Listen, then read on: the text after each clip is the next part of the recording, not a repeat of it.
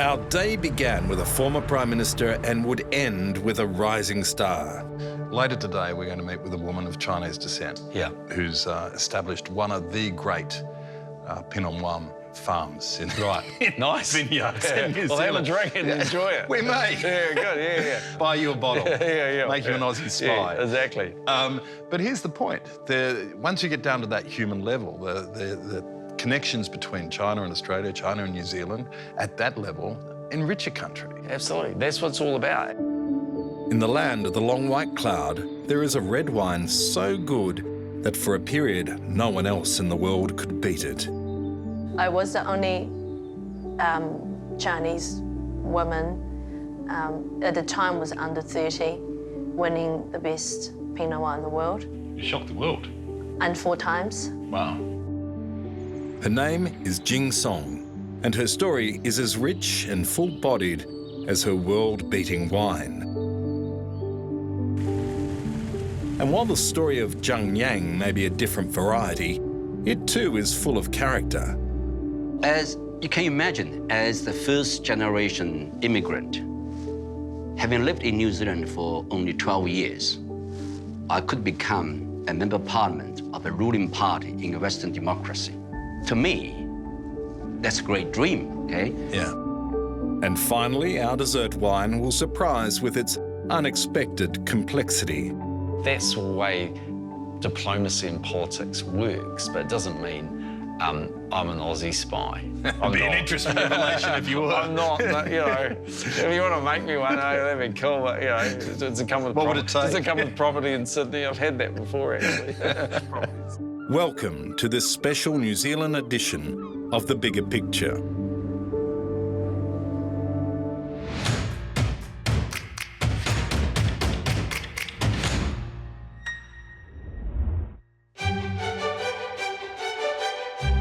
Hello, I'm your guest host, Mark Llewellyn, and what a show it is today.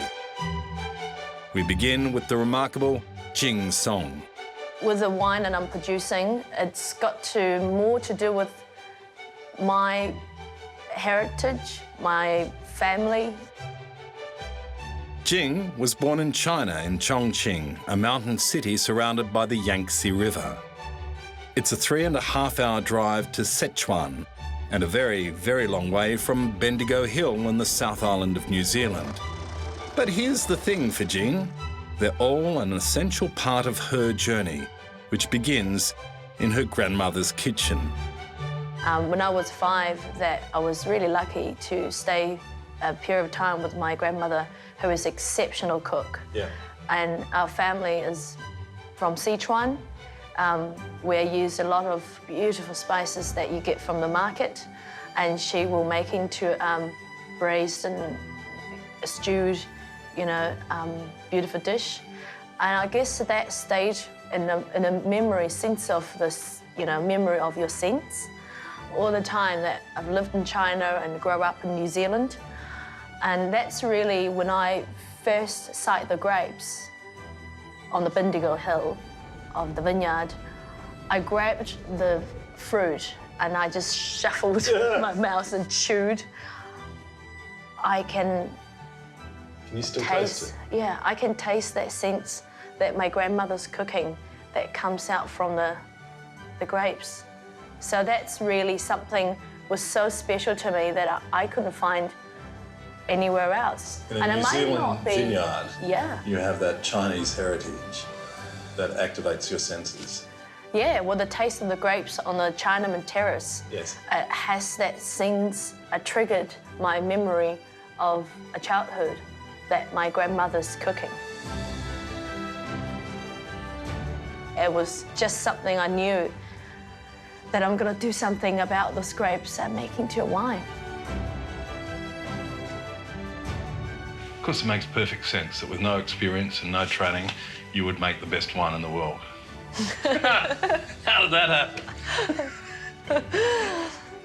I don't know. It's we don't have to know actually how everything works. That's something I've learned throughout my journey, because there isn't an answer for everything. And people ask me, what's your secret? What's your secret winning 4 times best Pinot Noir trophy in the world? I actually don't know. No, you must know something. Well, I just know that it's through stages. It didn't come overnight. It was indeed a long process of maturation. And to fully understand it, we need to know a bit more about how tough Jing's journey was.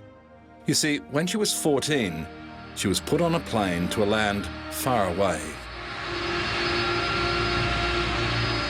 So my mum had decided to send me over to New Zealand for a holiday after my primary school.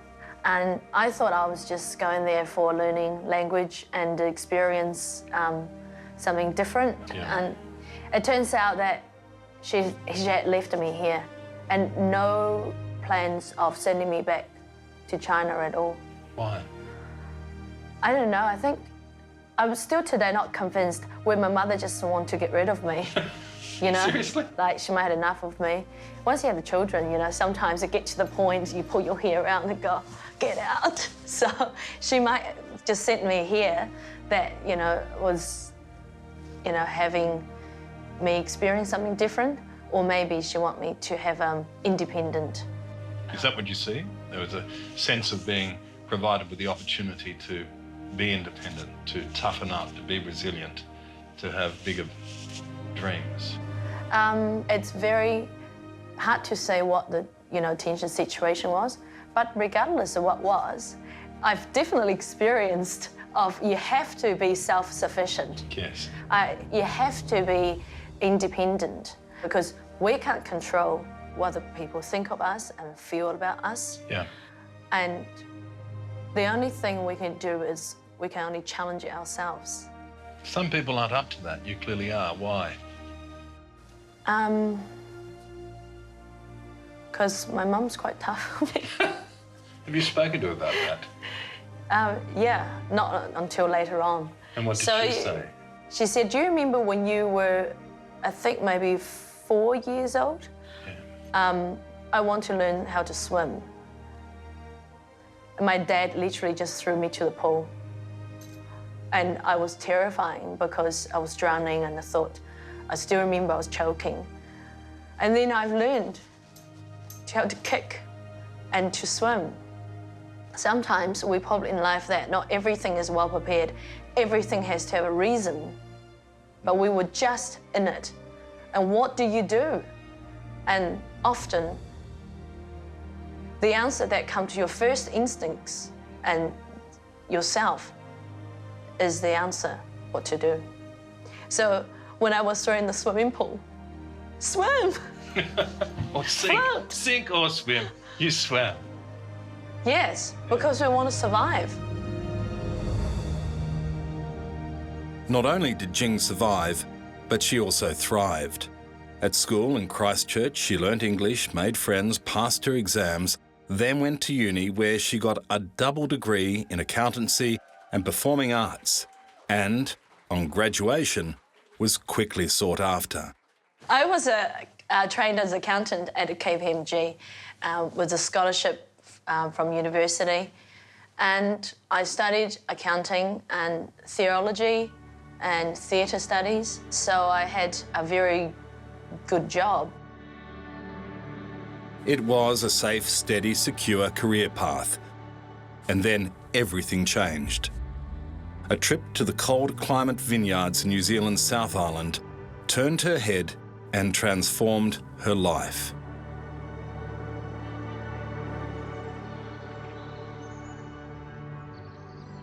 Here, not only did she taste the grapes that so vividly reminded her of her grandmother's cooking, and not only was she beguiled by the prospect of learning how to make magnificent wines, but she found a surprising link to China.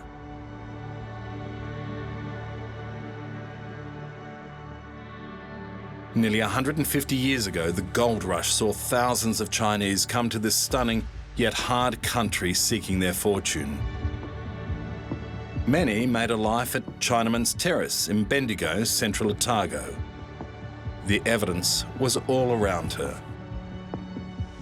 All those little huts, you know, that gold miners used to live in, and they're no longer than about 1 metre or 2 of the width and the space, and they sleep in there. How did that make you feel?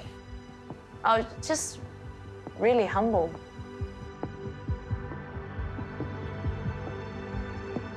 We've got hundreds of thousands of Chinese New Zealanders, right? They came in the gold rush in the 1880s and stuff, right? They've been here for hundreds of years now.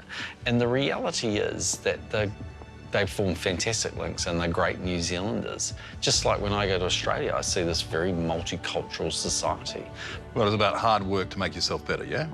Well, that's what they believe in. And if you look in New Zealand, if you look around the duxes of most of the schools in New Zealand, I reckon it would probably be true in Australia. The vast bulk of them are kids of Chinese parents, or certainly Asian parents. Are they brighter? I don't think so. But I think there's just that driving work ethic from those parents, and it comes from kids of migrants. If you pack up and come all the way to another country where you no longer have the friend base, the cultural things that make you feel comfortable, where you have to call a new place home, that comes with huge sacrifices. And those parents, particularly Chinese parents and Indian parents, I think, they do that because they were doing it for the next generation. And they were sure as hell going to make those kids determined to be successful, because that's why they gave up everything they gave up. In Jing Song's case, she gave up a comfortable corporate life for the risk of trying her hand at something long the fiercely guarded preserve of Europeans, not Chinese. And that led initially to something of an identity crisis. And you ask yourself, who am I? You know, am I Kiwi? Am I China girl? Am I Kiwi? Am I Kiwi China girl? So it's all something that for me, I have to sometimes, you know, just to live with. So you just have to embrace it. You don't have to fight it. You don't have to deny it. That's something I've learned through my journey. So you're able to take from both cultures, is that what you're saying? Yeah, they're already in me. Yeah. But you took a risk, you know. I mean, this is a big risk for you to tackle something about which you had a passion but no knowledge, you know, but you weren't afraid. Why? Well, because it starts with too much fun.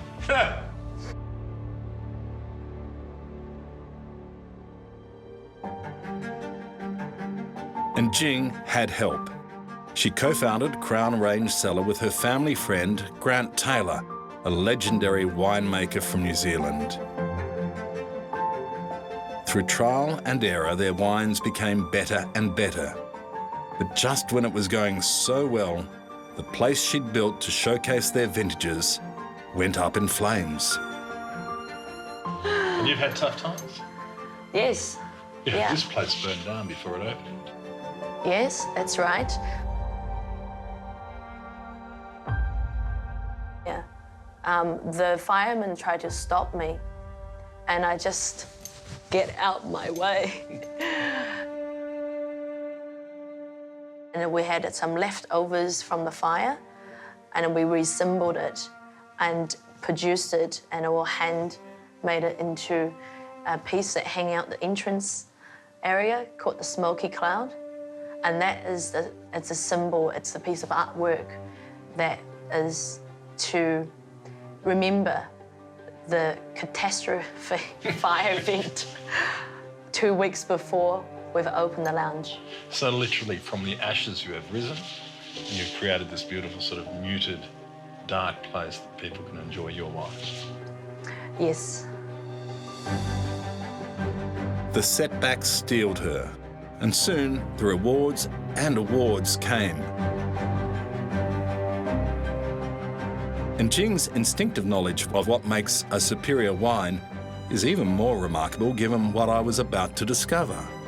Is there a temptation to drink the profits? Do you drink a lot of your own wine?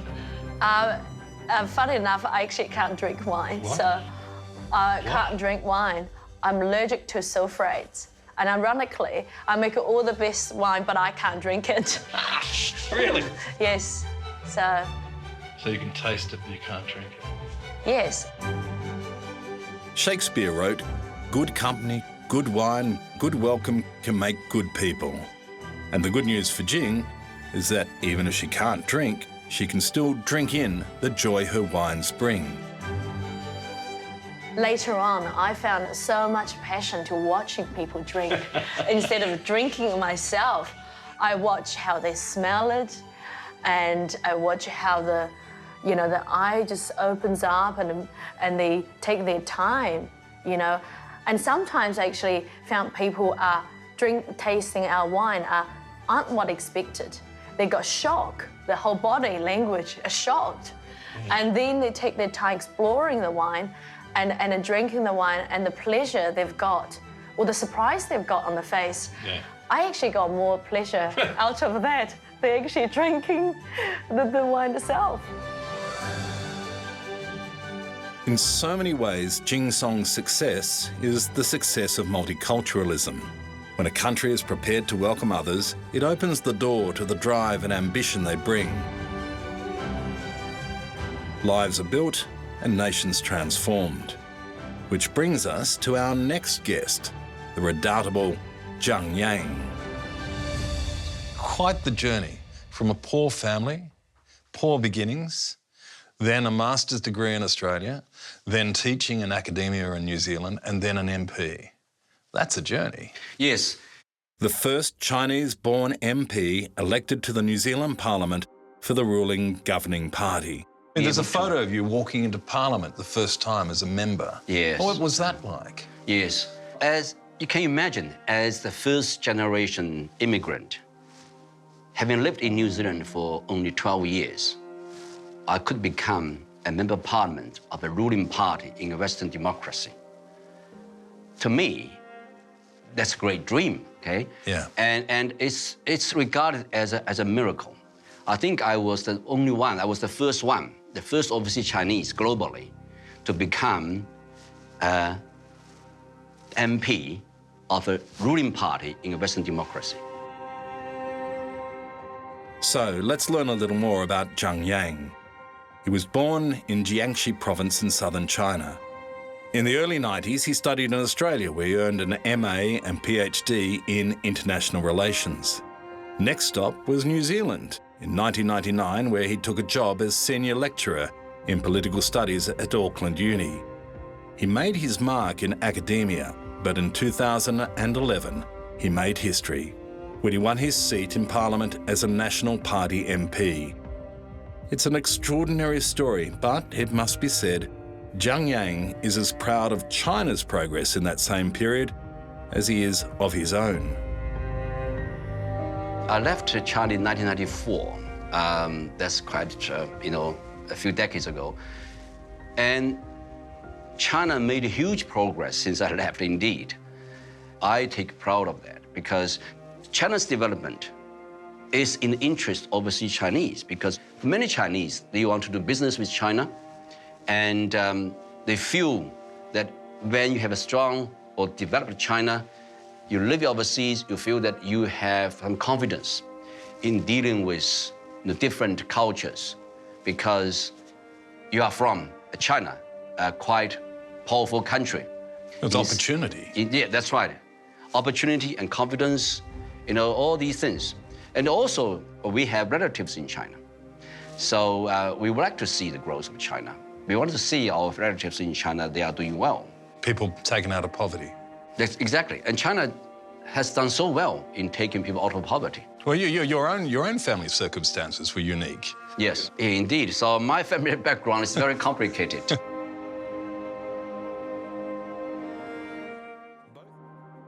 Because of his family history, Zhang had little prospect of career advancement. The doors to a university education were seemingly slammed shut.